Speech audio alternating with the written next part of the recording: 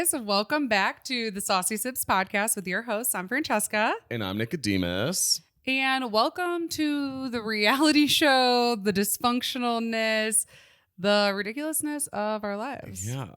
And if you're watching, you're in the fam. So what's up, fam? How you guys doing? I am so excited to be back. Me too. It's been a while. I'm sorry. We're back though. We thought we were going to record while we were gone. We literally always do this. We always bring our shit, like our recording equipment but we have before. Sometimes we record when we're traveling. It's always better to have it than not to have it. Yeah. But recently, guys, we just got back from Burning Man. And we even brought our equipment, but we did not fucking record a podcast while we were there. Even when you say like, hey guys, we're back from Burning Man, I'm like, oh God. Fucking make fun of us.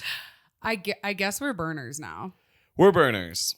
Someone told me that this burn counted as 5 burns. 5 burns. It kind of makes sense. Yeah, I see it.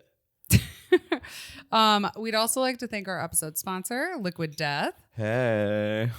They didn't choose to sponsor us. But they did. But they did. But they sponsored our hearts. One of the founders was in our camp. And so when everyone ran out of water during the mud apocalypse, our camp just had like pallets and pallets of Liquid Death. Pallets of it. We had a whole like tractor trailer full of Liquid Death. I've had like 1 or 2 in my life. Yeah. I've had probably like 30 a day. Yeah. We have a whole fridge full of it right now. We were using the cases of it to make as like building blocks. Like structures. Yeah. We set up like a table and the legs were Liquid Death. Well, it's like really ironic that Liquid Death like gave us life. Yeah. Like in the desert. Everyone's like, conserve your drinking water. I'm like, we're good. We're fucking good. Well, Nick like got mad at me because of what I did with our drinking water. I think it was necessary. You are the worst fucking apocalypse buddy in the world. For those of you who don't know, okay, bold I'm statement. sure what? It's a bold statement. Like fucking rude. No, for those of you who don't know, at Burning Man, it started to rain. And when it rained, it's an old lake bed and it's all dusty. So it turned to mud. But it's not normal mud. It's not normal mud. It's like potting clay almost. So like if you step on it, it like cakes to your shoes so much that your shoes become like stilts. So like with every step, there's like 2 feet of mud like underneath your like shoes. So like you can't go anywhere. You can't go anywhere. It's hard to go like 20 feet in the mud. So as we were all partying, having fun at Burning Man, it starts to rain. And then all of a sudden we're like, oh, this is a fucking problem. It was a national emergency. It started like trending on like social media and everything like that. And before you know it, the Sibs have found themselves in a post-apocalyptic situation at Burning Man. But I like found it. We were late on our rent this month because we like didn't come back to like pay our rent because we got like stuck there.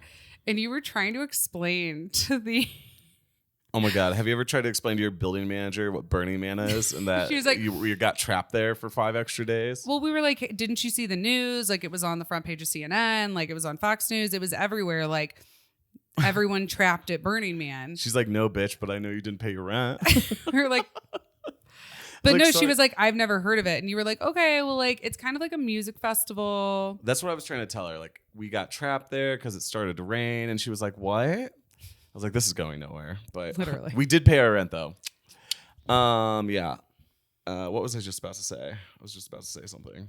I'm the worst apocalypse buddy that you've ever had. Yeah. So during the apocalypse, we thought our trip to Burning Man, we were going to be gone for 8 days. Mm-hmm. We were gone for 13. Wasn't expecting that one.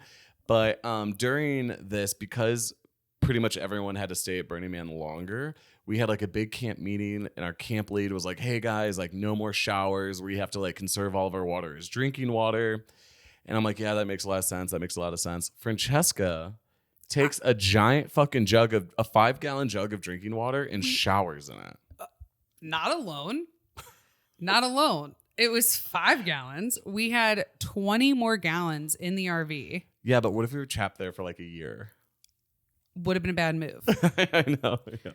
But we had a lot of Liquid Death. We had Liquid Death. No. Okay, I showered 6 to 7 other people with that 5 gallons. I'd call that a win. I mean, that is like a really low water usage shower. Yeah, it was like we all like soaked up. Mm-hmm. I guess we just got naked in the middle of camp. There's a lot of nudity at Burning Man. That is okay. So this episode's going to be like a Mythbusters and all like the different questions people have asked us. Is there a lot of nudity? Yes. Completely. People are just walking around naked. But I feel like if you didn't want to see that, well, I don't know if there's a way to get around that. Yeah, I don't know. But like the kids' camps. Yeah. Like there's children at Burning Man. I don't think I would ever bring my kids to Burning Man. Probably I'm just going to not do that. But I don't, but I think that like, I mean, their kids just like rode around on their bicycles and did fun like kid stuff all day. And they climbed on a lot of the art structures and everything. And I guess you could just be like, hey, like you might see like a naked man, but like that's people. Mm-hmm. Like I guess if you just had conversations before, it's not like I feel like all the stuff that you wouldn't want your kids to see isn't really like out in the open. Yeah. It's not, I mean, it's so big that like, yeah, there's orgies. Yeah, there's naked people walking around, but like, it's really not like that. But can I just say that it's so fucking you and me that, of course, our first time going to Burning Man, it's a complete disaster. I was trying to explain this to someone, and then she like, it was raining. She was like, wow, this has never happened. I've gone to Burning Man like 8 times. I was like, yeah, this is just like me though. And she was like, what do you mean? I was like, no, it's just like things always kind of like, take a left turn with me. And she was like, I don't get what you mean. I was like, no. Like just like states of disaster. Or like just making it saucier than like as if Burning Man isn't saucy enough. Yeah. Like we needed a natural disaster to like make it more ridiculous. A hurricane hitting the desert. Like, come on. Like, was it a hurricane? I think that's what they were saying. Like, that's why it started to rain, because it was like the tail end of like the hurricane or something. I don't know. I feel like that's an easy way to like blame it. Just like blame it on the hurricane. Like Hurricane Hillary. Some remnants. Yeah.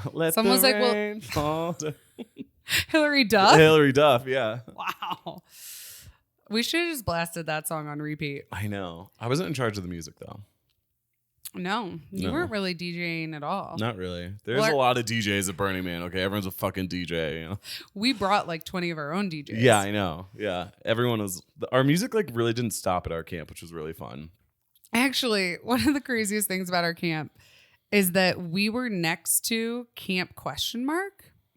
And Camp Question Mark is the bass camp. Bass, like heavy bass music. Bass is. Actually, I think it's some of like the loudest, deepest bass I've ever heard. I think it's one of the biggest sound systems ever, like at a stage. Yeah. I think I heard that from someone. So it's just think of like a line of bass, like speakers up here, biggest sound system you've ever seen like in your entire life, but like right like 10 feet from like our heads. And it starts at midnight and it goes till 6 or 7 in the morning. Yeah. So it just like it's in your soul. You have to become one with the bass. Like earplugs. No, it like vibrates. Someone gave me earplugs while I was there once, and I just took them out because like it didn't matter. No, yeah, it doesn't. At that point, it was just like, it's like literally I could feel it in my jaw. Like it was so crazy. And then we were also next to this octopus camp that they had big octopus tentacles, and what was the name of that camp? I just called it octopus. The guys are calling it octopussy. I don't think that's I mean, it could be. But they also, like, their DJs would play, like, 6-hour sets. And it was 24 hours. Always. And I was just like, damn, are you guys... And people were always dancing. I was like, are you guys tired yet? Well, that's the thing.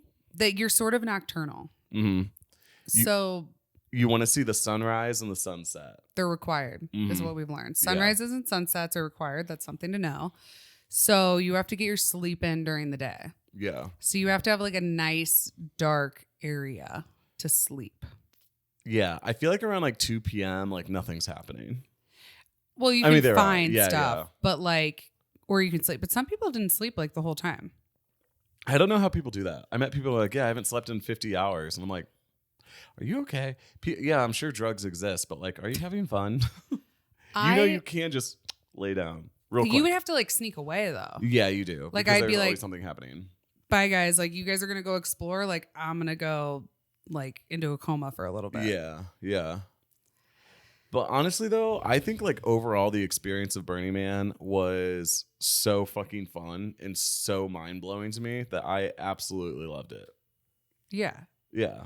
But I think it was like the hardest thing we've ever Yeah. made happen, been through, gotten back from, and like I think everyone would agree it's the best week of your life, or 2 weeks in this case. Yeah. But it's like the best and worst week of your life. Like you're gonna experience like every human emotion like 10 times over and more intensely than you've ever felt it. So like I don't even think the come down is like getting rest and like recuperating. It's like processing all of the emotions. Because like every day, so much fucking shit happened, you know, and like so many things to talk about that it was just like, that was one of the craziest experiences of my life. Well, like you see someone get married, you cried at their wedding, you climb to the top of something, you get like lost in a dust storm, you run into one of your best friends that you haven't seen in 10 years or something. It's really just the whole human experience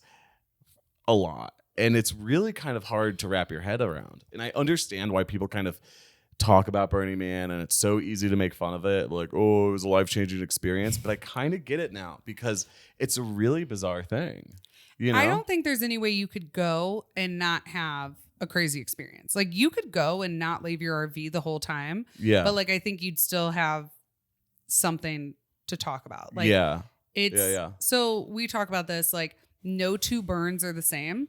So like Nick and I went together and shared an Airstream and we were together most of the time and we had like wildly different experiences. Vastly different experiences. Like yeah. Your burn was totally different than like my burn. I know. And we spent learned, the majority of the time together. Yeah. But which is so cool. And then I met other people that they were telling me some of the things that they were doing. I'm like, what is that? Like when was that happening? Yeah. Where was I? Yeah. And you have to like, if you really want to see something, you have to like plan for it. Well, I feel like we're getting ahead of ourselves. So honestly, like this episode, there's so much we could talk about, but it's not like I want to try and explain Burning Man to you because like, even if someone like sat down for 45 minutes and told you how Burning Man is or how it would blow your mind or what it would be, you would go and it'll still blow your mind and it'll be totally different than what we say. Like you wouldn't go and experience maybe any of the things that we experienced. Because it's so big and dense that it's, you know. So we were just going to kind of answer some questions. We got a lot of questions. On TikTok. Yeah. And if you follow us on TikTok, go there to ask us more questions.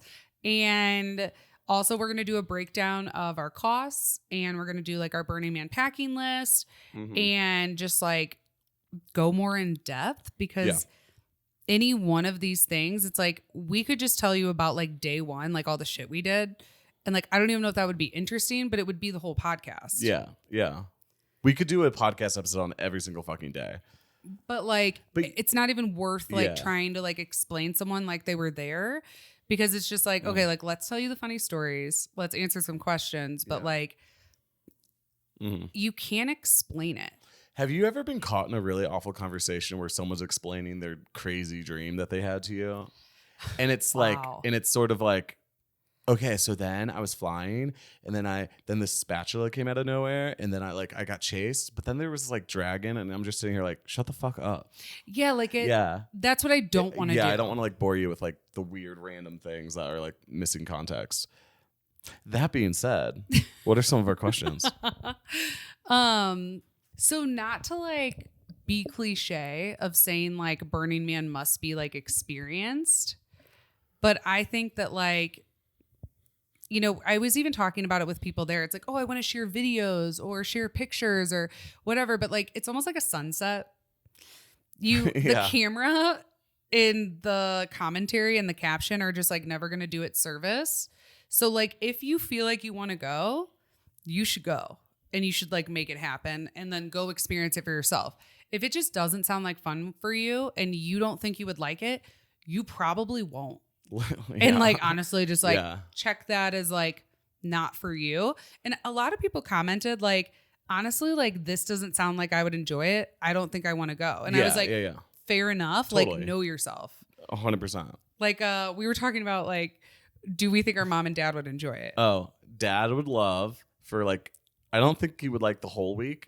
our mom would literally light herself on fire. She would be airlifted out of there. No, we were like, the only way she could do it is if she was in like a Pope car. Yeah. Like just like a glass like go-kart that had air conditioning. Because it's hot. It's very fucking hot. And then the it's sun really is cold. Yeah, at night. It got cold on us. Yeah. So it's just like, if you don't like want to go, literally don't, because it's like financially stupid. It's like logistically a nightmare. Fucking nightmare. Literal nightmare. It's months of packing and planning. A lot of preparation is needed.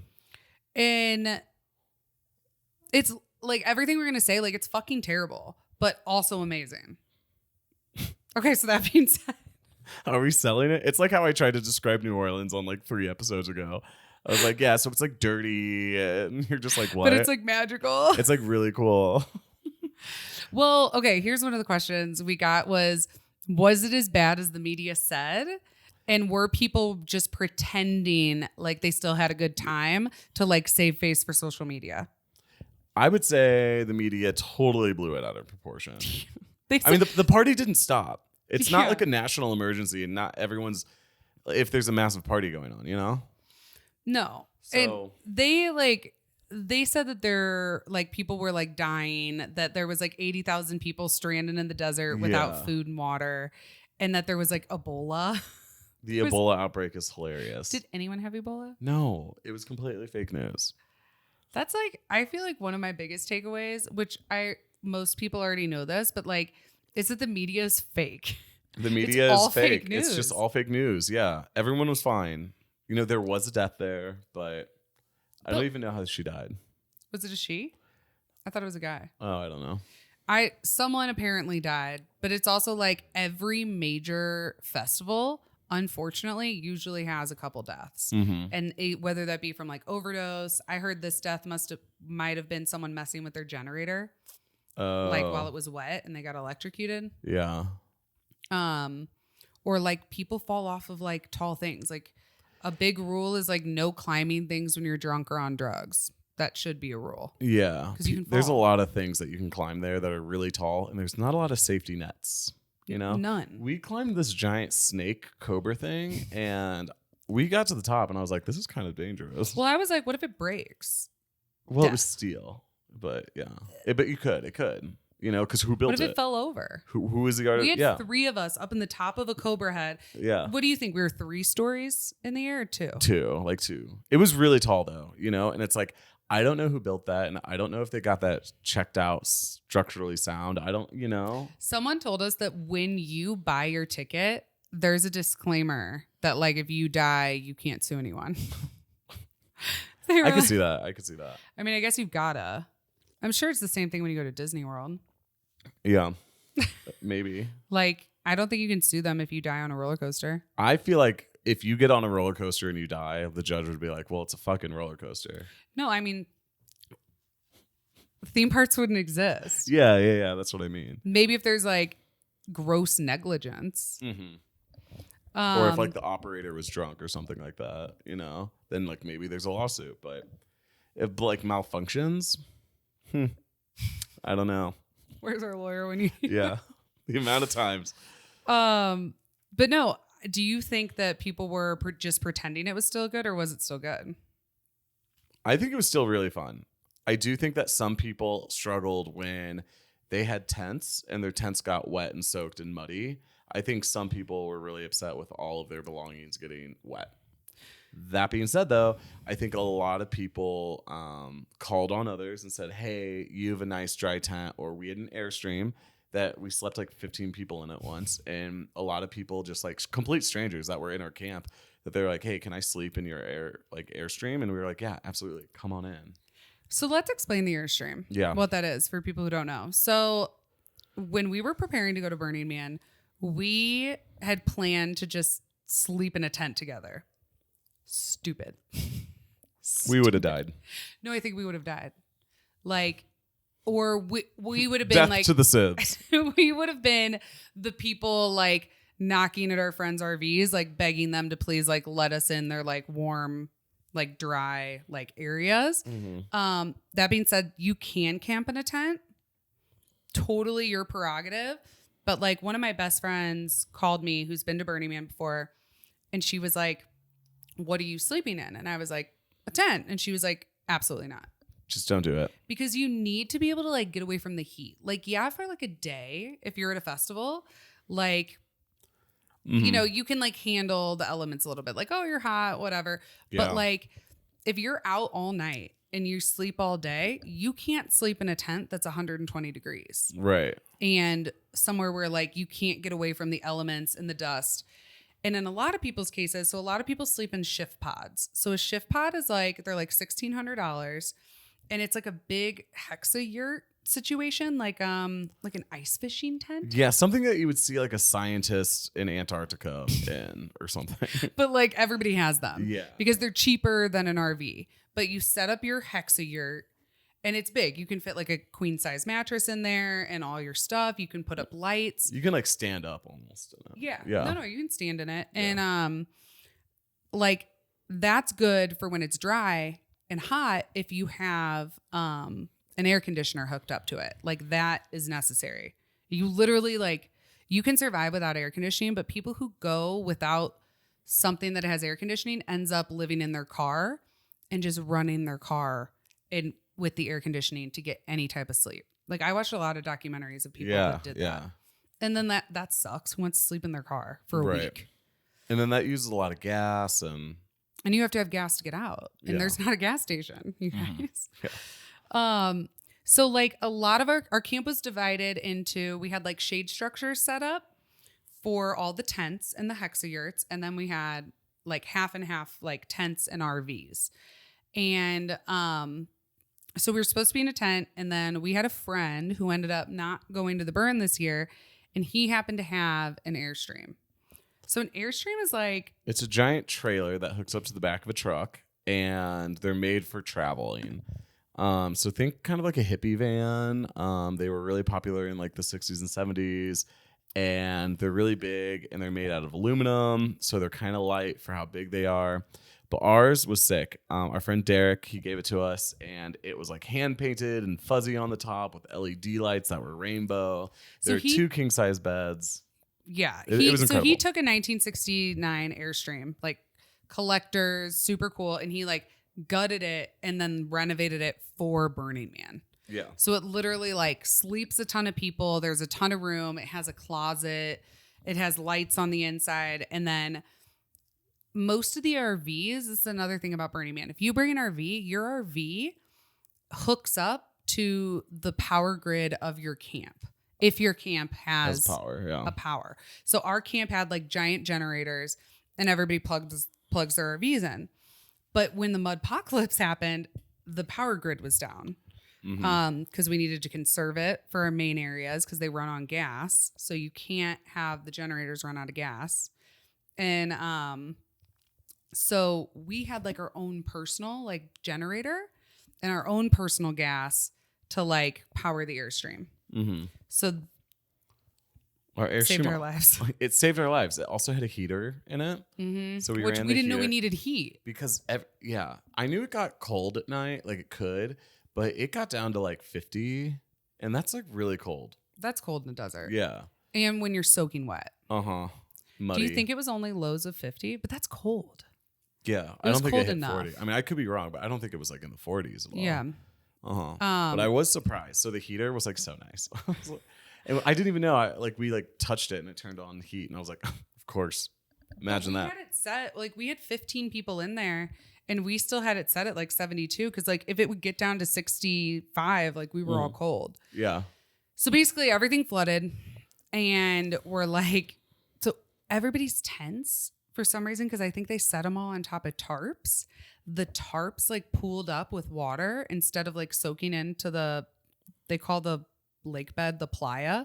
So instead of soaking into the playa, it filled up the tarps and then like came into their tents. Yeah. And their hexa-yurts. So like everybody came back from being out all day to their bed being soaked, their pillows, their clothes, every article of clothing. So it's 50 degrees and everything you own is completely wet. Like that's full refugee camp. That's lakefront property.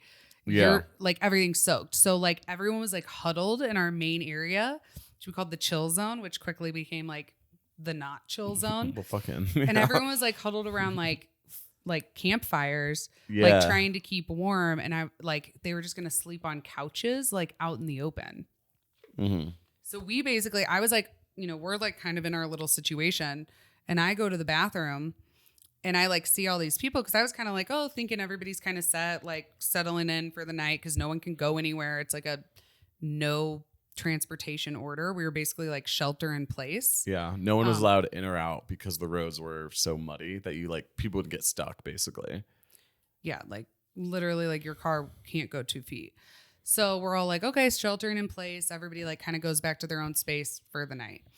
But I went to the bathroom and I saw these cold people. And I was just like huddled in like robes. Yeah. Oh. Everybody had their like fur coats because that's the only warm thing anyone brought was like a giant decorative fur coat. Yeah.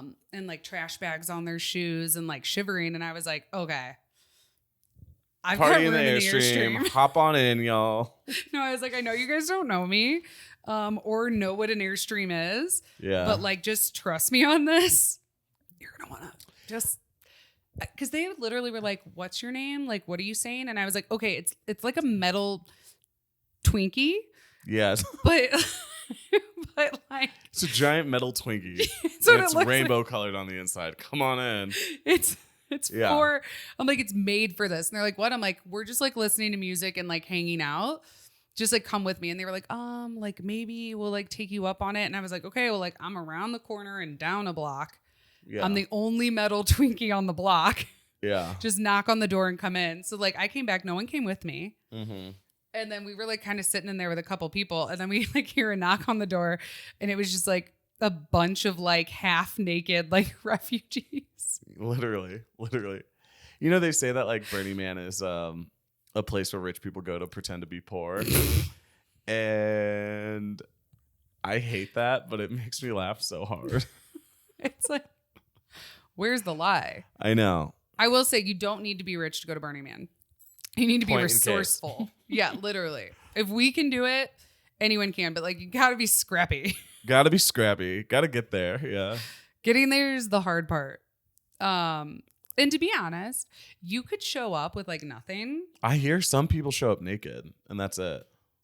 Oh, I bet. With no water or anything. Okay. And what do we call these people, Nicholas? Sparkle ponies. Mm-hmm.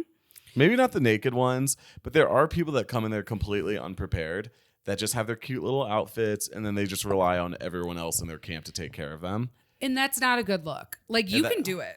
You can absolutely. And people will help you. Someone told me, they were like, oh, Francesca, you're like a cute girl. You can be a sparkle pony. And I was like, first of all, thank you. You think I'm really pretty? So you think I'm pretty? Is that what you think? Yeah. So you think I'm really pretty? But I was like, that's just so like not who I am. Like you could be like, oh, like, do you have extra food? Like, do you have toilet paper? Do you have like dry? But like in a situation like this, you would be asking for literally food, water, dry clothes, a place to sleep. Yeah. Like you would just be a complete burden on everyone else around you, which is like completely against the point. Which brings us to radical self-reliance. Yeah, that's one of the principles that gets thrown around a lot. Radical self-reliance. And that's not to be, because a lot of people, like when it started getting muddy and everyone was like working together, people were like, oh, they threw out the radical self-reliance. That's not what that means. Radical self-reliance was like, it's the idea of you coming prepared, being the best version of yourself and ready to help. So when you do have the collaborative effort, you're there and you have, like us, for example, we had the fucking Airstream. We had enough water, we had food, we had all that. And people that needed help weren't, they weren't afraid to be like, hey guys, can I sleep in your Airstream? And it's like, yeah, absolutely. And it was actually really beautiful. Like everyone coming together. Yeah. That was probably like my biggest takeaway. And it's like, oh, like, was everyone just pretending it was still good? I think that like the coolest part of this year or of this burn was like, and both of us have talked about this, that it like restored our faith in humanity. A little bit. It was weird. Yeah. Like I literally saw like our camp lead, Jesse Albright, like shout out. He came together, like brought all of us in for a meeting. Like he's like right now, everyone that's here, go and grab everyone else from their RVs, from their tents, and tell them we're having a camp meeting. Mm-hmm. And he sat down and he was like, okay, number 1, radical self-reliance to a point.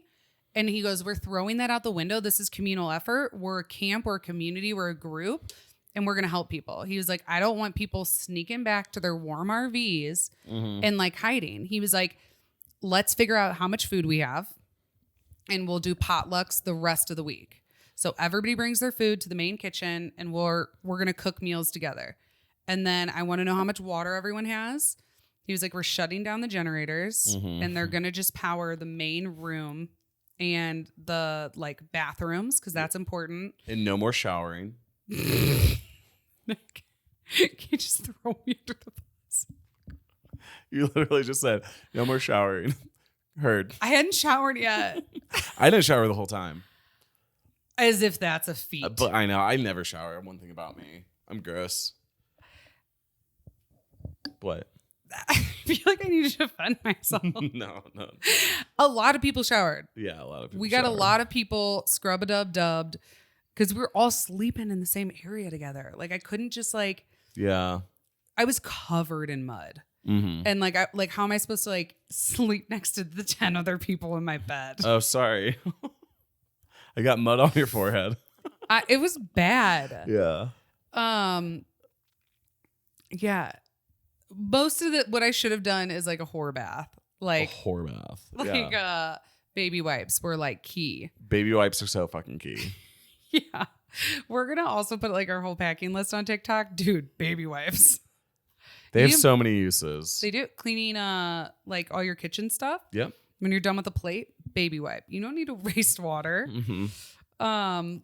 But no, like it was just like really beautiful. And we basically had like a struggle bus list. So anyone whose tent was like fucked, like they could write on there like, hey, like I need a place to sleep tonight. Yeah. And like I need like dry clothes. And then they went around and there was someone, he basically gave everybody teams. So like that there was a group of people that were for helping the struggle bus people, like camper care. Then there was a group of people that were in charge of the foot spa. We had a foot spa. Because you can't just go barefoot, which some people did, but the mud like can like mess you up. Yeah, after a while it can like really rub your feet raw because it's like a really high alkalinity, but it's also like it has to be abrasive to your foot in some way. So a lot of people were going barefoot. I saw a lot of people. Some people said that like, you know, I heard about that and like I thought that the dust was gonna like literally be like a chemical burn. Well, That's they were dramatic. acting like it was going to give us trench foot. Yeah. So they made everyone like rinse their feet in vinegar, which is another thing you need to pack. Vinegar. It's the weirdest thing. Only thing that gets the playa dust off. Like, I don't know if you can see my boots if you're watching this, but they're still covered in like playa mud. And that's because all I did was rinse it off with water. Like I soaked these in water, but the only thing that'll get that off is vinegar. Yeah. Water makes it actually like stick harder. It's very strange. It's the strangest fucking thing. It makes it concrete where vinegar will actually like get it Break off. it off, yeah. So you had to like put your shoes. So everyone was doing like different things. Like we called it sock bag sock. Sock bag sock. So you had put your sock on and then you put a Ziploc bag over it or a garbage bag, duct tape it, and then put another sock because for some reason like the mud wouldn't stick to the sock. Yeah, that's a weird thing. It didn't stick to socks. So you could walk around, but you had to have a sock on the bottom of your shoe. So you could even do like sock, shoe, bag, sock. There was all sorts of different techniques that you could do. I just did sock, bag, sock. SBS. Just SBS. the original. Yeah, it worked. Yeah, but then like when you go into someone's like RV or into the Airstream, you have to like take it off and it's a whole thing. So like everything got muddy. Our buddy's Airstream, which by the way, we fucking cleaned when we brought it back. We've been cleaning for 3 days. We really have been. And we brought it back nicer than we found it. Everyone, people were like, I can't believe you would trash your buddy's Airstream. So ungrateful. Bitch, who? Who?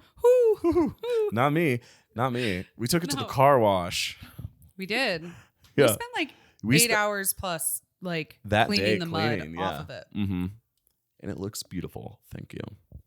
Honestly, shout out to Derek who Basically saved our lives. Saved our fucking life. And other people's lives, too. And honestly, he's so wonderful. Like, he is such a burner, and that's such a thing that it's like gifting. Like, if you have the means to like help others and like kind of like giving them the gift, like he met me and was like, oh, you're going in a tent? And he was like, absolutely not.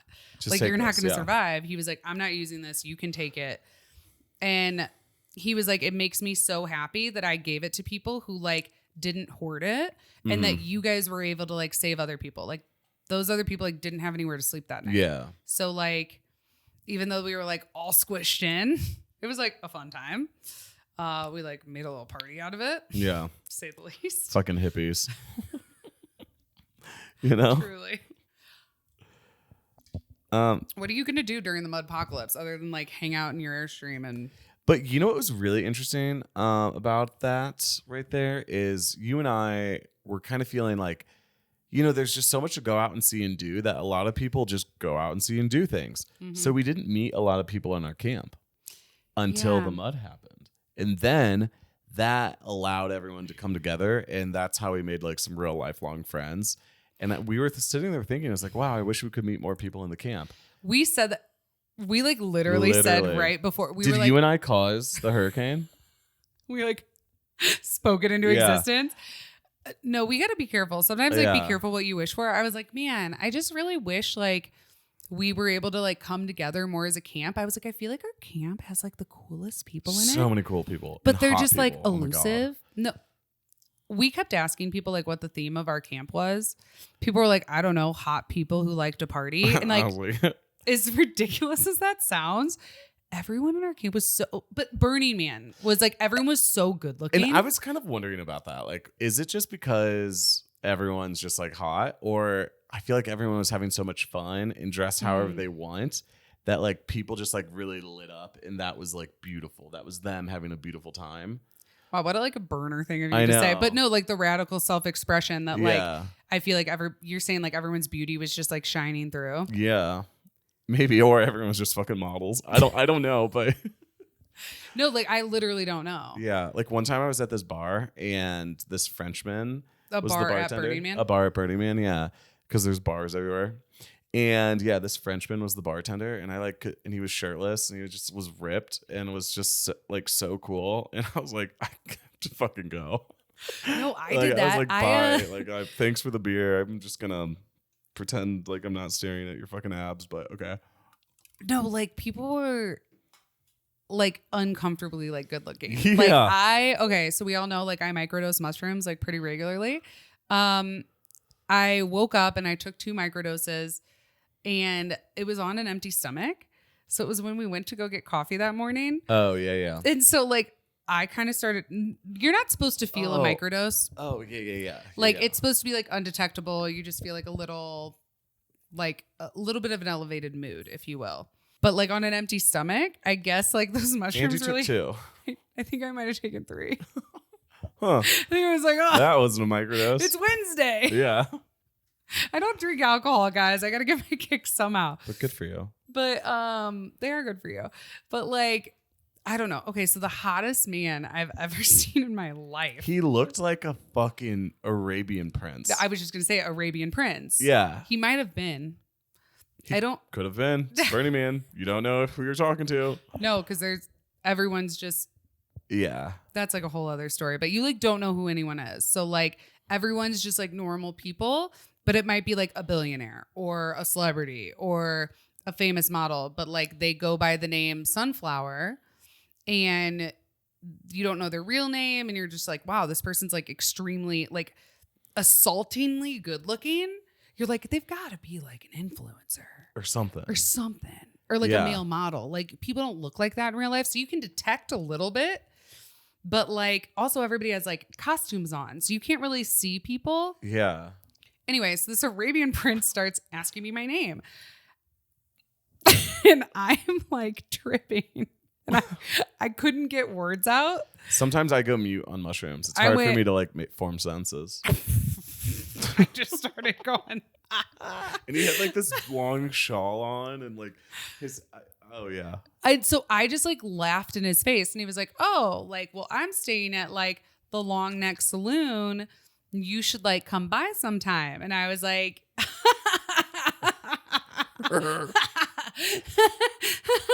and then I ran away. Francesca, so uncool. Be cool, Francesca. Be cool. Opposite of cool. He just made me so nervous. Literally, I was like running away, and like I got on my bike and just started, and you were like, okay, like I guess we're leaving the coffee shop. You're like, what are you doing? And I was like, I go, the hottest man I've ever seen in my entire life tried to talk to me, and so I had to run away.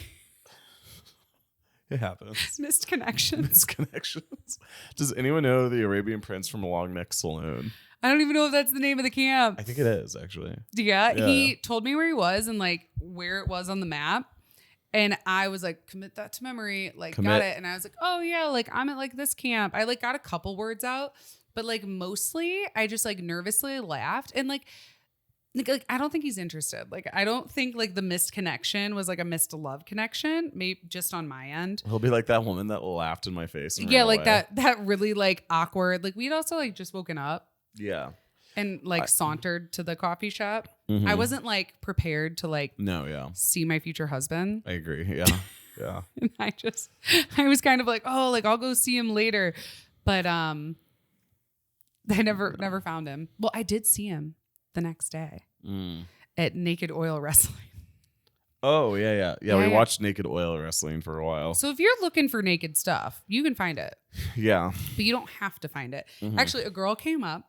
So I'm like clothed. We like see some Naked Oil Wrestling. We're like, let's go watch. They're like running it like a match. There's like an announcer and a ref. And a girl came up and she was like, hey, like, would you like to be my partner for the Naked Oil Wrestling? And I was like, oh my gosh, like, thank you so much for asking. But I'm here with my cousin and my brother. And I don't think like they need to see me naked. I can't also see you doing that. You're not really a Naked Oil Wrestling type of girl, you know? I could be. You know? Hey. It's Burning Man. Anything goes. I'm probably not going to strip down in front of 50 people. Yeah. Cover myself in oil and like wrestle in the dirt. Yeah. Like were they on mats? Or was it just in the dirt? No, it was like a mat. It was like a wrestling mat? Yeah. It was very slippery. Yeah. It's like those like pig oil contests where you try to like catch the pig. I've never done that, but yeah. Same. You've never done it? No. Oh. We used to like growing up, we would oil like Crisco a watermelon, and like you'd try to catch it in the pool. That's a fun game. But back in the Midwest, it's like how poor people have fun. Mm-hmm. Like it's just growing up in the boonies. Yeah, not Burning Man. No. But no, she looked at me as the point of the story. And she goes, well, like we could send them on a quest if you really want to. And I was like, no, like I don't think it's for me. And she was like, you know what? Thank you for owning your no. And I was like, what a lovely way to say that. Yeah. Thank you. But don't you feel like there was such an air of like consent respect culture? And consent? Mm-hmm. Absolutely. That was another big thing that surprised me.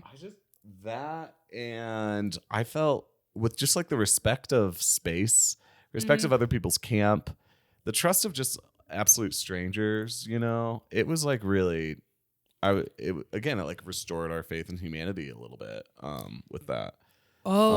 My biggest takeaway with respect and what blew my mind. So at Burning Man, you guys, there are no trash cans. Oh yeah, no trash cans. Anywhere. Like maybe behind a bar, but for like cans that are recyclable.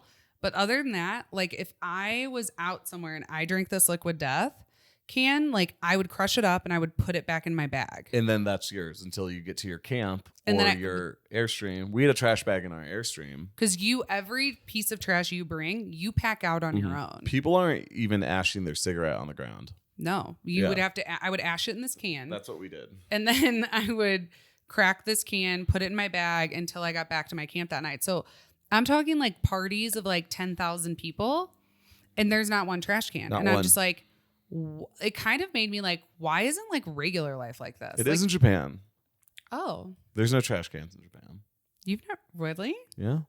But it's just because people decided not to throw their shit everywhere. Yeah. And it's weird that you would think that trash receptacles would like make it less trashy, but it actually like makes more trash somehow, and it like spills onto the street. But if you just like go into the mind that like you carry your trash, like this trash is your responsibility, then there's like no trash. Yeah. And that's why like okay, again with the liquid death thing, we drank a lot of liquid death cans, so we made a lot of can trash.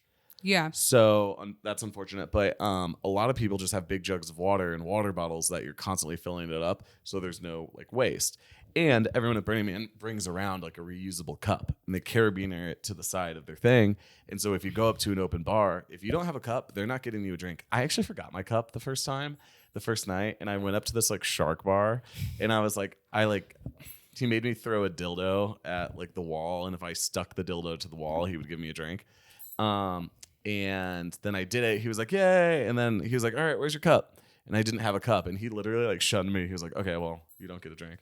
Next. That's something like, I think we could. I just threw the dildo at the wall. Like, let me go.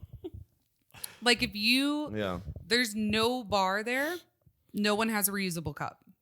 Not anywhere. Yeah. So the coffee bars. A disposable cup, yeah. The alcohol, the water, anything. Everybody has a carabinered cup. Usually like a little Yeti cup, or like I used like I just carried my water bottle with me everywhere, but it had a carabiner so I could hook it to myself. So you didn't have to like hold it all the time. But yeah, and they would fill it up with anything. And like, honestly, we went to food camps. Like we went to this one camp, fed us dinner one night, and it was paella. It was fucking gorgeous. But like we didn't have a reusable cup or a reusable plate with us. So like we put our paella in Nick's cup. And I ate it with a carabiner. Yeah. Yeah. People are like, this is not sounding fun. No, but and then the drink, I then had after we finished it, I had like a Manhattan later, and it had some paella in the Manhattan. Yeah, but that was my fault, because I didn't have a reusable little plate. Yeah. Yeah. So we're already at 48 minutes. I know. Where's the time gone? But I feel like the way that all our like funny stories that I know you guys want to like hear is I feel like they're just going to slowly creep out over the year. Yeah. Like this one time at Burning Man. Yeah. I can't just sit here and like be like, okay, like this was so funny and this was so funny. Like I really just think like we're going to be these annoying people that I'm going to be like, oh my God, this reminds me of that one time that like I got lost in the dust in Burning Man. And then we're going to tell you guys our stories. Because there's just like too many, and it's like I feel like when the time is right, they'll surface. Mm-hmm. So I say we just answer a couple more questions. Yeah. Okay, so Nick. Yes. Do we hate Diplo? No. Diplo's cool, guys. Listen, I'm sure the man is a douchebag in life. Like maybe, like maybe not. The man has to have an ego. Come on. But at the same time, and I'm not that big of a fan of his music, and I've seen him play, but we saw him play a bass set at Question Mark. Camp Question Mark. Yeah, he was fucking awesome. I had so much fun. Some people told me that was their worst Diplo set of the week, and it was the only Diplo set I saw that week. Yeah. I lost my mind, like to the music. Like, did you see me? That's your fucking music. I'm not much of a bass head, honestly. I think, how like you learn things about yourself at Burning Man? I think I've learned that literally the more it sounds like a garbage disposal, the more it vibrates my body, like the more I like it.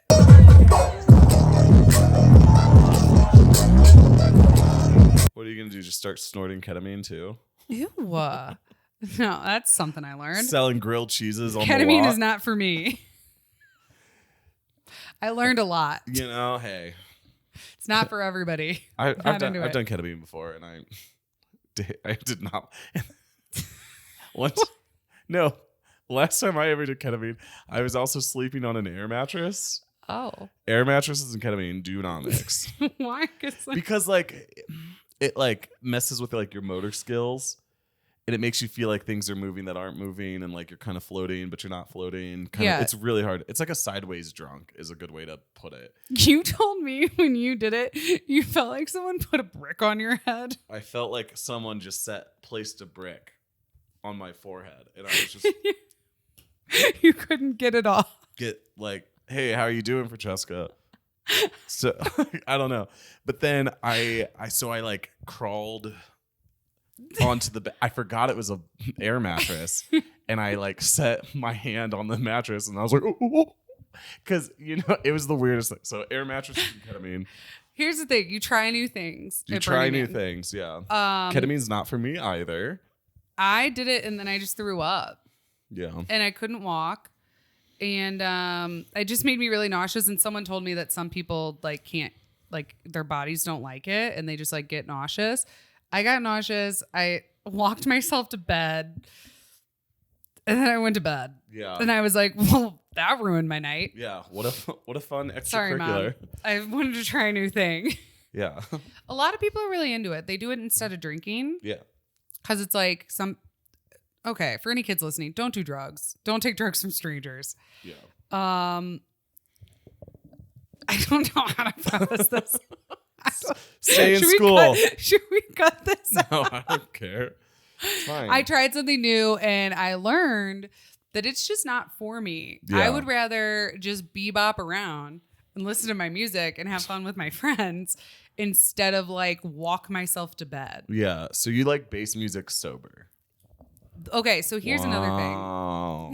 Oh, that's a Wait, first. Do some people only like it when they're like messed no, up? I feel like bass music is like known for being like the most like heady. Like, really? oh, I'm super fucked up. Like, It speaks to my soul. Yeah. They were my favorite camp. Actually, yeah, they were fucking sick. They were really great. Cool. I actually went to Camp ? In the daytime to ask them for gasoline. Oh, yeah. So my camp sent me on a journey to see if like any other camps had like extra gas. And they were like, no, like we have diesel because like their camp was like a diesel camp. They were like, but we don't have any like petrol. And I was like, okay, like shucks. And I was like, well, I just wanted to let you know that like your camp was my favorite. Like if anybody wanted to find me, I was right in front of the speakers at Camp ? Like, like loving it. Happiest I've ever been in my life. Completely sober. Because that's something that like I learned is that like being like a non-drinker at this point in my life, like if I'm not having fun, I can't just like have a drink to like make other people more interesting or to enjoy the music I don't like. Yeah. Like I either am like loving what I'm doing or I just put myself to bed. I'm like, okay, well, like you guys have fun. I'm kind of over it. And I just like excuse myself all the time. So like concerts, if I'm not into the music, a lot of people can just like sit there with a beer in their hand and like have a good time. Bob their head to it. Yeah. Yeah. And I just don't really do that. If you're sober and you're not into it, you're just kind of like, all right, this is boring. So I was like, hey, I just wanted to let you guys know, like, you're my favorite camp. And I was here, like, literally every night, like, dancing my butt We were off. there a lot. Yeah. Like, well, they were also right next door. And it's like, if you can't beat them, like, you can't go to sleep when they're playing. So you might as well stay up till they're done playing and join them. And one of the husband and wife in the camp, they, like, presented me with a camp ? Like, pendant. It's really done well. It's nice. It's beautiful. It's like metal, yeah. And, I know that sounds like so hippie, but like people kind of present you with like gifts or like emblems from their camp. And they were like, hey, like this is for you. So like now like I could probably like, I think some of them you can like kind of show like, oh, hey, like I have this from your camp from last year. Like I was around, like it kind of like you're like in the club because they don't just give them out to everybody. But I think it's like one of my most prized possessions. I'm like surprised it's not around my neck right now. But yeah, favorite camp, into bass music. Back to, do we hate Diplo? No, I think he's great. I think he had to go to work. Like a lot of people, the reason we got that question is people were like, is everybody actually mad at him for leaving? For leaving. Yeah. For those of you who don't know, he hiked 6 miles through the mud with Chris Rock, and he ended up getting picked up by a fan and getting driven back into like the nearest town. And I think that's iconic. And like he had to go to Bali, and like he's a fucking celebrity. They have places to be. No, like he has like, I get it. A lot of people were like defending him in our comments because they were like, dude, like Diplo had to go to work. Like if you, one of our cousins that was there had like meetings in LA. So he walked out that same day. Yeah. Like if you, like we couldn't walk out. And we had nowhere to be. I mean, we had time. You know what I mean? No, we were in it. We were like, okay, shelter in place, like on it. But if we like needed to get somewhere, we couldn't have left because we couldn't have just left the Airstream in our friend's car. We would never do that. No, a lot of people thought we did that. I know. I'm like, what, you think I just left it in the desert? Although I was looking into options to ship it home. From Reno. Yeah, like get it towed home. Yeah. But have you guys ever towed a giant anything? It's really difficult. Yeah. But like some people just had to go home. So if you can have someone else take all your shit home and you just have a backpack, they weren't like not allowing people to leave. You could walk out. It just like might be really far and like hope you get someone to pick you up in their car. And if you're not Diplo or Chris Rock, it might be hard. Like we picked up hitchhikers. We did pick up 2 hitchhikers. They were lovely. They're wonderful. Yeah. But nobody picked them up for an hour. Mm-hmm. Yeah.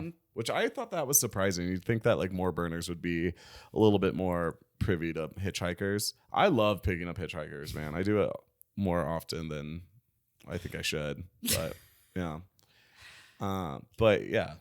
I think everybody just wanted to get out of there and like get home. And they're like, I'm not dealing with random people on the side of the road. Yeah. But it was cold. It was really cold that night. Yeah. And they were like, hey, like we're just trying to hitch a ride to Reno. And I was like, I have 2 extra seats and we are going to Reno. Hop in, motherfucker. I was like, it might take us a while.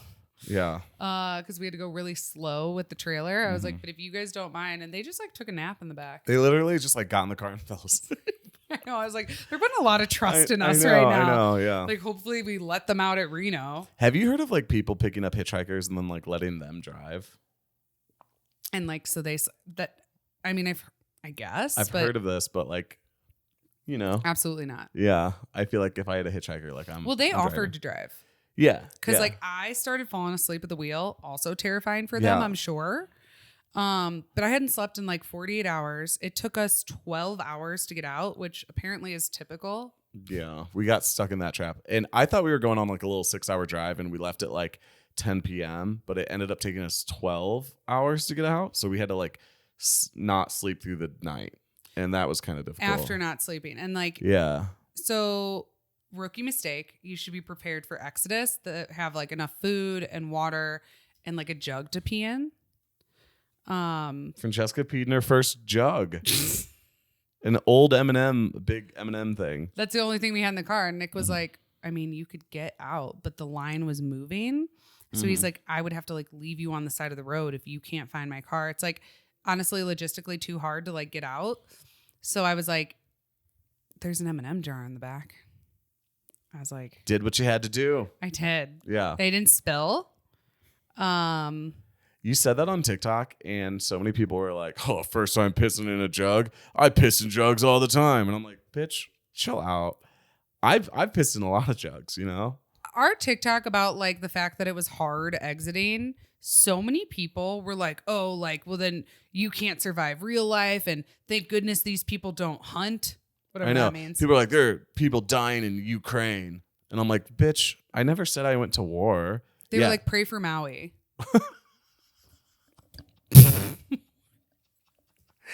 And they were it sounds so insensitive, but no, but it's they like, were being I agree, serious. like pray for Maui, but like agree. this was also a hard experience. Next time anyone complains to me about anything, people be like, oh my God, my car just got towed. I'm like, pray for Maui. Pray for fucking Maui. The Lahaina tree, the banyan. Pray for the banyan. Yeah. No, it's no longer there, Francesca. No, people were like, I can't believe I'm not laughing. These self-centered, horrible, little rich kids are complaining when someone died at Burning Man and they didn't even like mention them. I was like, yeah, someone died in Denver today. I didn't know them. Like, it's like unfortunate. No, I mean, that's just like like the reality of things. Yeah, like I'm not holding a vigil for like everybody who died in Denver last night because I don't know them. It's just it's impossible to do. And it's a city of 80,000 people. Like someone died. Yeah. If our entire video was like, it was hard for us, but like at least we didn't die. It would come off insensitive because that's not real life.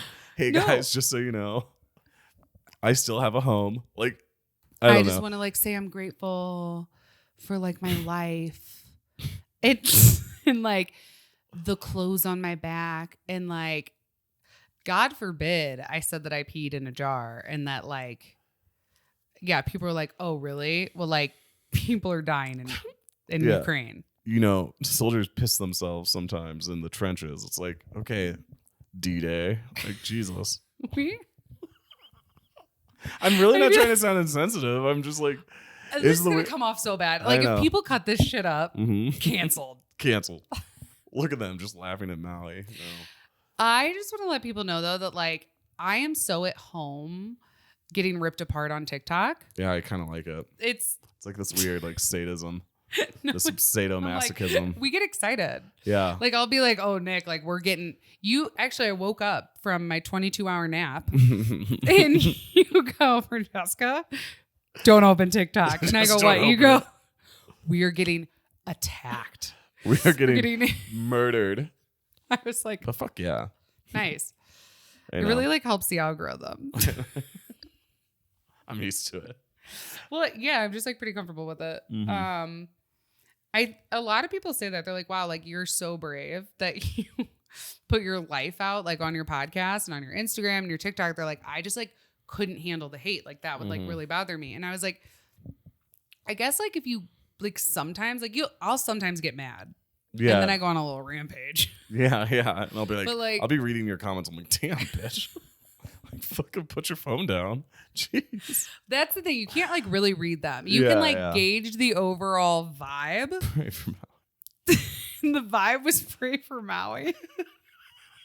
And fuck these kids. I know. And I was like, no, actually, like this, I had to block a couple people. Yeah. Because they like wouldn't stop. And they were like, you burners are so disgusting. And you're so dirty. And you come to Reno and you track dust into our pools. Our pool filters get fucked. And you guys leave dreads in the corners of hotel rooms. And they were like, what? And then you look at a working mother of 4 and you just walk past her.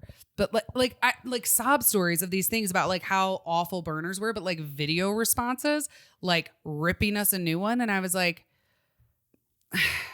block. It's too much. I block you because I just like don't have the time. All right. What's another question? Sorry, guys. Pray for Maui. Horrible fucking joke. I'm sorry, it's not a good joke. No, I Take it out. No, I think so. Take it out. Cut it out. I don't know. Okay, a couple things people wanted to know. Like, what is a dark wad? Dark wad. So there's a lot of moving things at Burning Man, like literally moving bicycles, moving art cars, fire-breathing dragons, giant like fire extinguishers. I don't know, literally anything. So you have to always have lights on yourself at night. Lights on your bike, lights on your person. Or you'll die. Like, people will run over you. No, like, because people are driving in the dark in a desert. And if you don't have, I'm not talking reflectors, like LEDs, like wrap your head, wrap your body, wrap your bicycle. Otherwise, like, someone is going to hit you with their semi-truck. It is dangerous. It is dangerous. I once went out like for a little bit without a light, and I had a headlamp, but I forgot to turn it on. And I walked out and someone was like, hey, dark wad. Yeah. And I was like, and they were like, yeah, I'm talking to you. They were like, get a light on. And I'm like, So people will call you out. Like, you will be like shamed into being lit up there. So it's like, don't be a dark wad. Don't be a dark wad. Because like no one wants to kill you, because that just puts a bummer on the whole thing. No, and I almost hit a few dark wads, like on my bike. Because it's so dark and you're looking for lights, so it makes you even darker if you don't. You know? Yeah, because you just can't see them. No, you can only see like 4 feet in front of you, and you're zooming across miles in this open desert, and like you will hurt someone. Yeah. So don't be a dark wad. Sparkle ponies and dark wads. Yeah. So also, like, if you look too clean, people are gonna call you out. Like, you're showering with drinking water, aren't you? I know you are. No, people called me out. Yeah. Like, I looked too clean during the mud apocalypse, and they were like, where the fuck did you shower? And I was like, in the stream? I was like, they're like, why do you fucking look clean right now? And I was like, I just like had like a bottle of water and I like dumped it on my head, which is what I did. But I like brushed my hair and it was like a dead giveaway. Yeah. Don't look too clean, people. Don't look too clean, yeah. Rub some dirt on yourself to fit in. I'm serious. Just like contour with some, you know, yeah. some playa. Goggles. You need goggles for dust storms. Yeah, the dust storms get really bad. And then another rule with dust storms is like, if you're in a big dust storm, stay in place. Don't try to fight it and keep going. You will get lost and it'll turn you around. You don't know where you're going. I actually had this really magical experience where it was like the sunrise was just happening. Okay. And it was probably like 40 minutes before the sunrise. And the dust storm got really, really bad. And I was like, okay, stay in place. And I was Were you in deep playa? No. I was like kind of somewhere, but like kind of on the Esplanade, sort of, which is like the main kind of drag. And so I was like chilling there, and then all of a sudden I heard like a whole bunch of people like laughing, and I was like, ooh, like what's going on? And I walk over, and it's a tent, and I go in, and it's a massive absinthe bar, and they had 48 different kinds of absinthe. And I sat down, and like the bartender was just like, oh, what's your name? And like I'm trying all these absinthes that were so cool. And then all of a sudden I ran into this girl I went to college with. I was like, yo, Blaze. She was like, is that Nick Piazza? And I was like, hey, what's going on? Yeah. I think like a really good way to like explain this, as I was like, we're not going to try and explain it to you, is that it's kind of like a video game. It's a choose your own adventure video game at any time. So like everyone's dressed as an avatar. And then 1 foot to 1 foot to like each every like 5 feet, there's like a different experience you can like like teleport into. Like you went into like a 1960s fancy ass absinthe bar. Fancy. We were drinking out of crystal. Yeah, but like you could teleport into the next camp, which is like the Orgy Dome.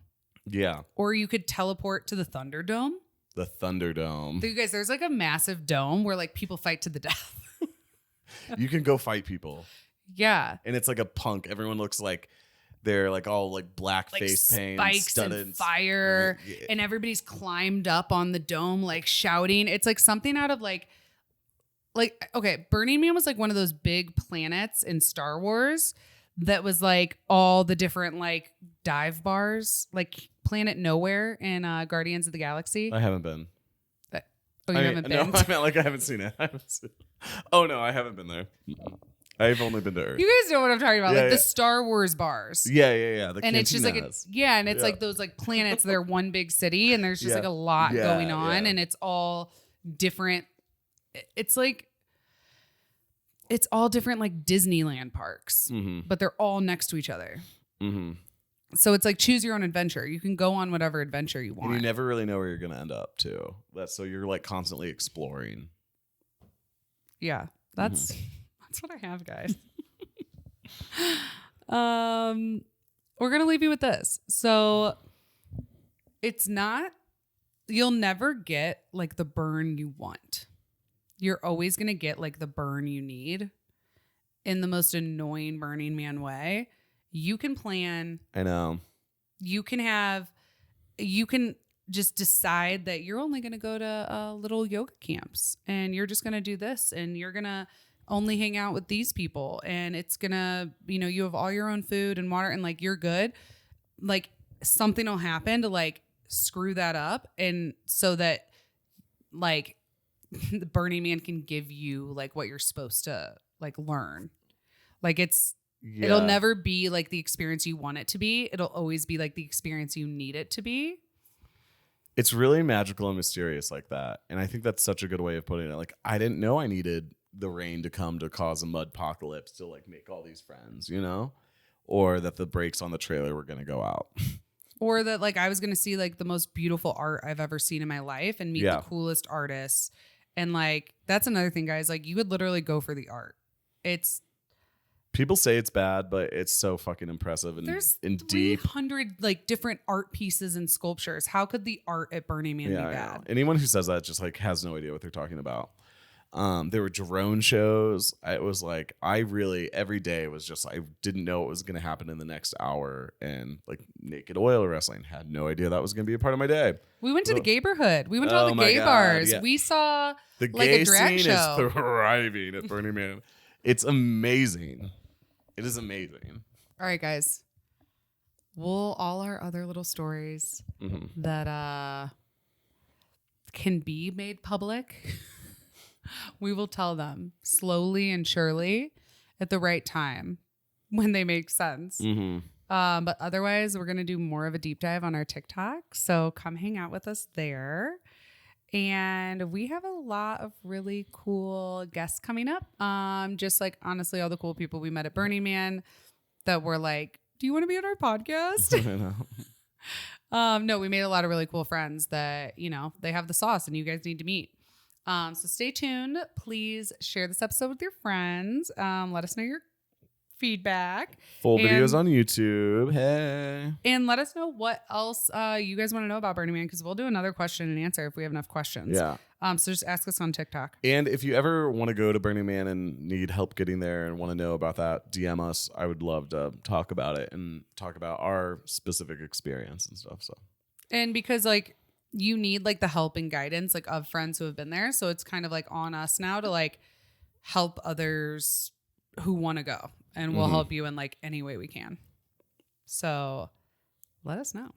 Cool. We love you Thank you guys. Appreciate y'all. That was awesome. I'm so happy to be back, and I'm never leaving you guys again. All right, cheers. Bye. Bye.